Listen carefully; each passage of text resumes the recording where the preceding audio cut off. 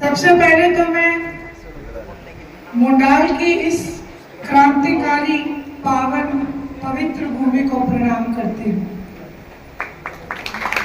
और इस धरा पे आए मेरे पिता तुल्य बुजुर्गों और भारी संख्या में आए मेरी माताओं बहनों, मेरे भाइयों और देश का उज्जवल भविष्य प्यारे बच्चों, मैं आप सबका बहुत बहुत धन्यवाद करती हूँ, अभिनंदन करती हूँ।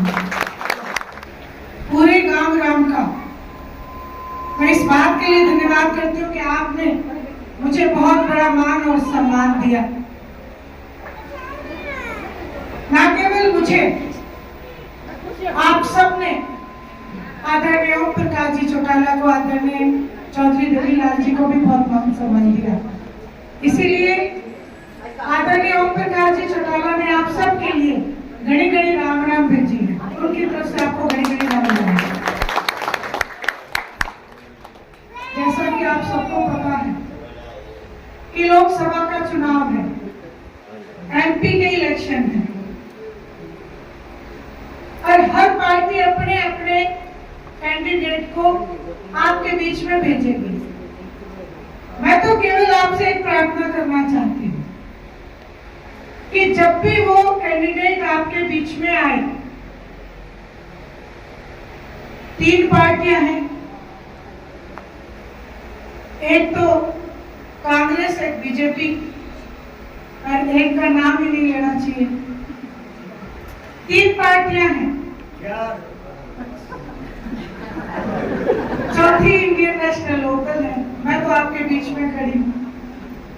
ये बाकी जो आपके बीच में आएंगे इनको आप एक बार गौर से देखना, और मैं तो यूं कहूंगी चश्मा लगा के देखना इनको।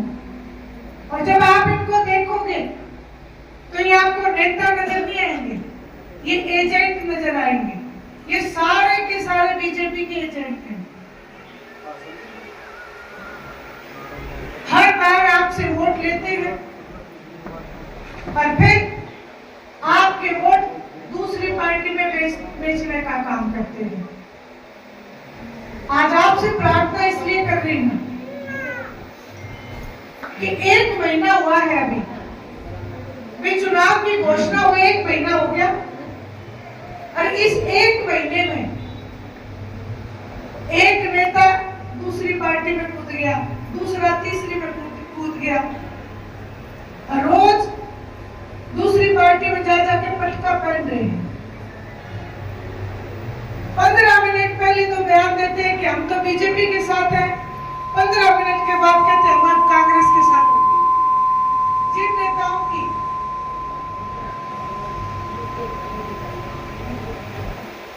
जिन नेताओं की विचारधारा 15 मिनट में बदल जाए, आप ऐसे लोगों पे कैसे विश्वास करोगे?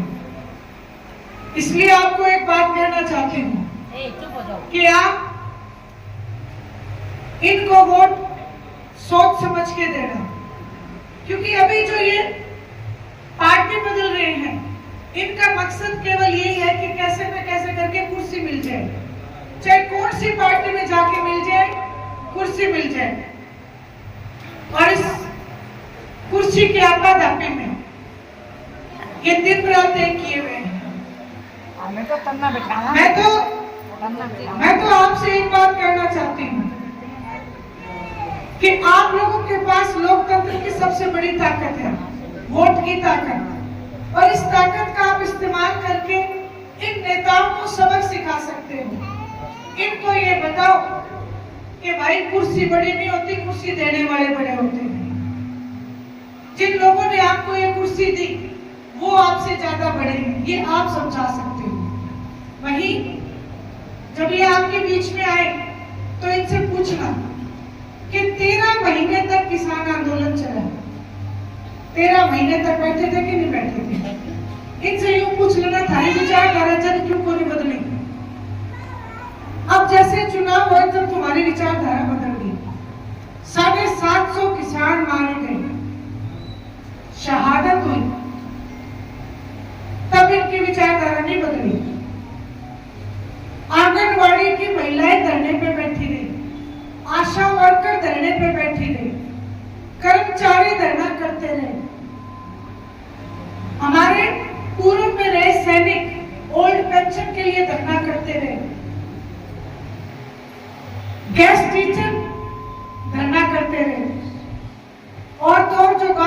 मुखिया, सरपंच वहां धरना करते रहे, सारे सिर फुड़ा फुड़ा के आए।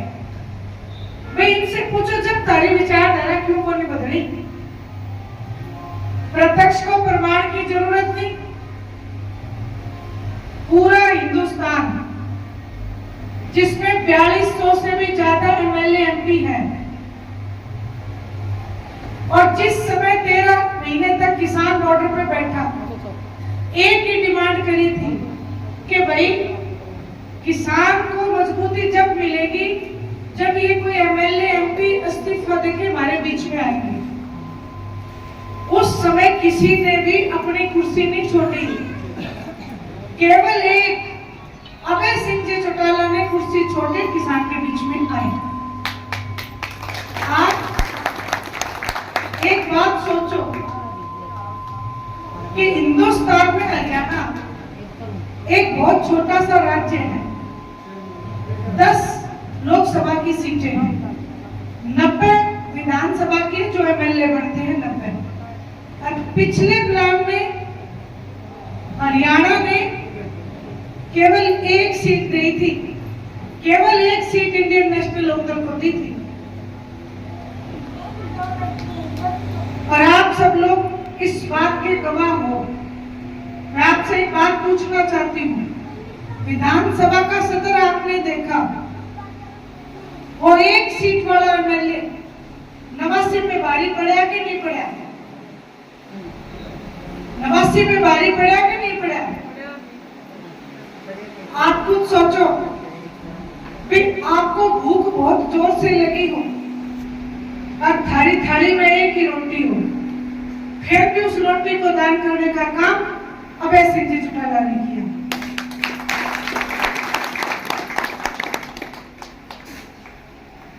जो आज आपके बीच में आके कहते हैं कि हम तो किसान के हितैषी हैं, मैं कांग्रेस पार्टी का नाम जरूर लेना चाहूंगी। विपक्ष के नेता भूपेंद्र सिंह जी हुड्डा, एलनाबाद का बाई इलेक्शन हुआ, जब किसानी के पक्ष में इस्तीफा दिया था, उसके बाद दोबारा जो चुनाव हुआ, एलनाबाद का चुनाव, एलनाबाद के चुनाव में गए और वहां जाके स्टेज पे खड़े होके कह के आए, भाई कांडा तो मेरा दोस्त है। इस बात का क्या मतलब? इस बात का सीधा सीधा मतलब था कि भाई बीजेपी को वोट डाल दो।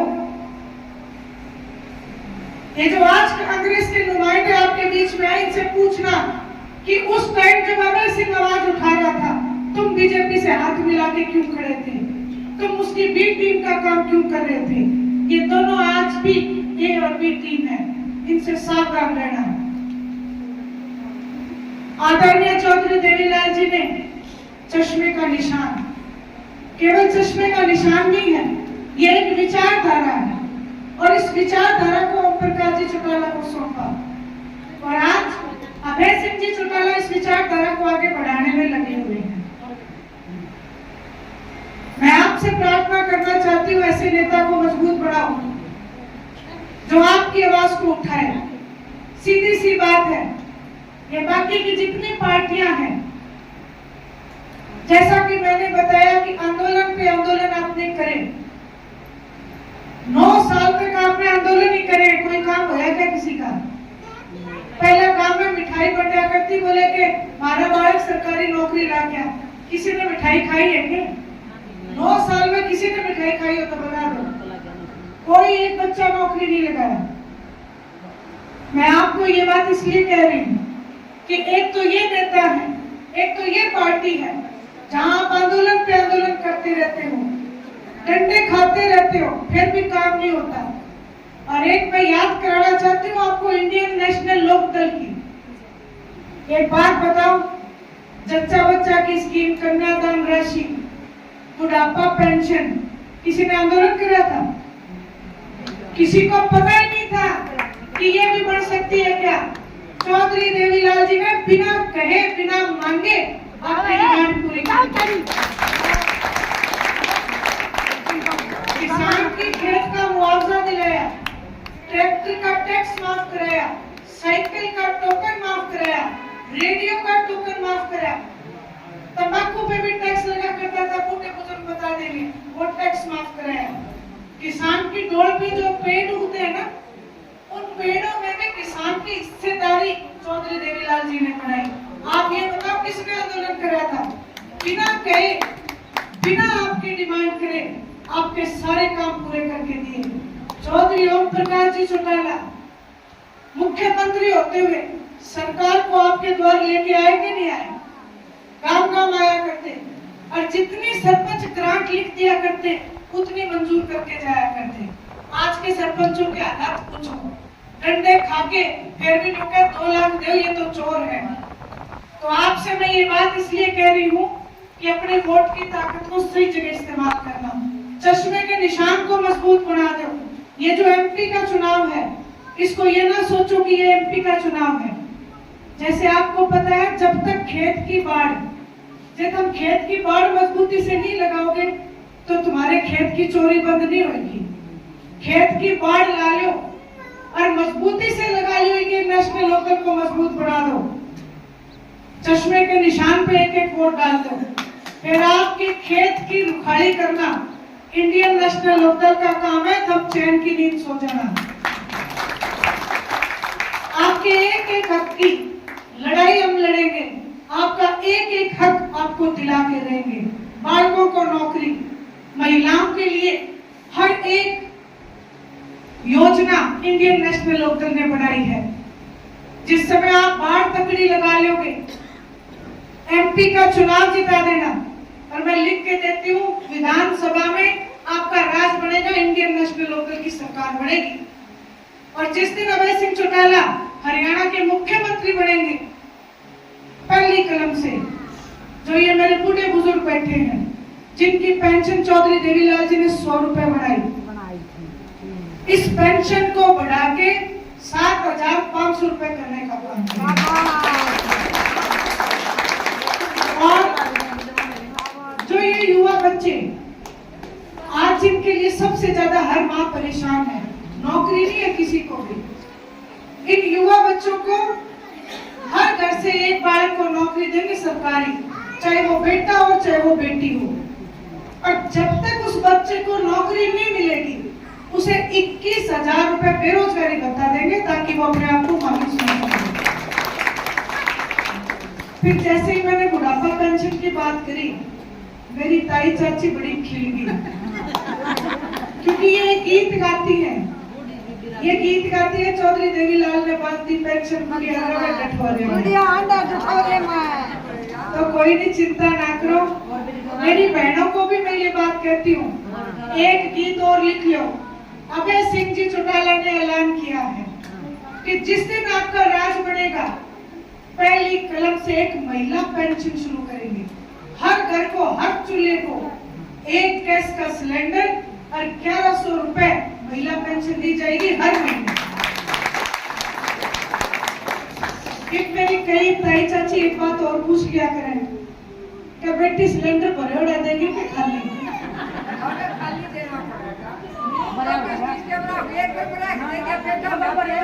तो सुन तो लो, मैंने उनको जवाब दिया भी खाली बात करना तो नरेंद्र मोदी जी का काम है। चौटाला साहब ने ठोस बात करी है, हर महीने सिलेंडर भरा के दिया जाएगा, साथ में 1100 रुपए दिए जाएंगे। ये महिला पेंशन शुरू करो। ये जो थाने बिजली के मीटर, ये जो बिजली के मीटर बाहर ला रखे हैं, मनमाने बिल आते हैं, ये सारे मीटर पाट देंगे और सारे मीटर उखाड़ देंगे और आपके घरों में वापस वही मीटर लगाएंगे जिनका बिल 500 से ज्यादा नहीं आएगा। एक बात और, अभी मेरे को सुदेश कंडेला जी ने बताया कि हमने खूब कीर्तन करा, खूब भजन करा। इस बात के लिए भी इंडियन नेशनल लोकदल ने एक योजना बनाई है कि आप सब लोग कभी किसी के दरवाजे में बैठते हो या किसी के मंदिर में जाते हो, आप सब लोगों के लिए हर गांव में एक सत्संग भवन बना के देंगे जहां पे पूरी बुजुर्ग राम का नाम लेंगे। बस आपको एक ही काम करना है, चश्मे के सामने वाला बटन दबा देना, फिर चैन की नींद सो जाना। यही बात आपको कहनी आई थी, आप सबने मेरी बात सुनी और इस बात का भी आपसे वायदा करती हूँ, जैसे अभय सिंह चौटाला ने विधानसभा में आपकी लड़ाई लड़ी, देश की सबसे बड़ी पंचायत में आपकी लड़ाई लड़ने का काम करूंगी। आपको निश्चय